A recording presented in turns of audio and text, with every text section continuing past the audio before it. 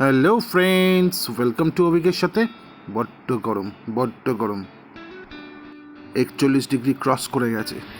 বাজারেও কাঁচা আম উঠেছে, তাই নিয়ে এলাম এবং আমের জেলি তৈরি হলো। দেখুন কি হবে।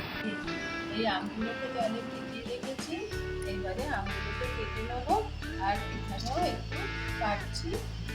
এগুলোকে এইবারে কুকারে সিটি দিয়ে দেবো একটা, তাহলে নরম হয়ে যাবে। কাঁচা আমের জেলি বানাবো।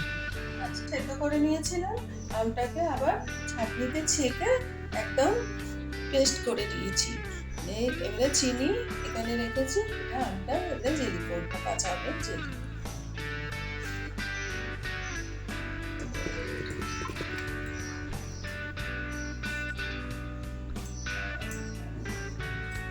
এটা আমটা একটু ঘন হোক, ফুটুক, আমটা একটু ফুটুক, তারপর চিনি দেবো।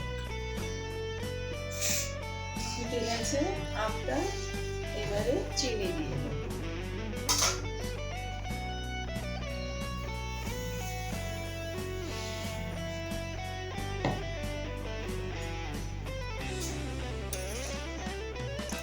আর একটু ফুটবে, ঘন হবে, তারপর আবার দেখাবো, আসছি। এই দেখুন হয়ে গেছে। এইবারে এটাকে একটু ডিশে এই ঘনত্বটা দেখে নিতে হবে। এই দেখছেন, এরকম ঘনত্ব হবে।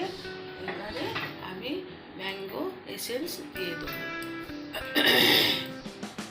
এই ম্যাঙ্গো এসেন্স একটুখানি একদম জেলির মতন গন্ধটা হবে, ভীষণ সুন্দর। এতে আমি কোনো কালার ফুড দিইনি, একদম আমের যে কালার সেই কালারই হয়েছে। এই যে খুব সুন্দর গন্ধ বেরোচ্ছে এই এসেন্সটা দেওয়াতে। এবারে এটাকে আমি ঠান্ডা করতে দেবো, দিয়ে তারপর শিশিতে ঢেলে রাখবো।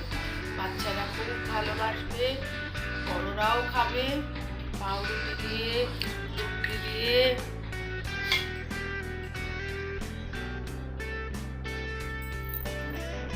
হয়ে গেছে আমার জেলি, ম্যাঙ্গো জেলি। ভীষণ সুন্দর খেতে হবে, আপনারাও বাড়িতে বানাবেন, খাবেন, আমাকে জানাবেন কেমন হয়েছে। Thank you.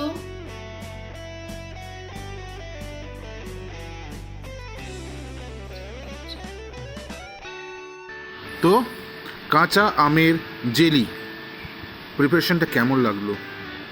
আপনারাও বাড়িতে তৈরি করুন, ভালো লাগবে এই গরমের দিনে। Thank you.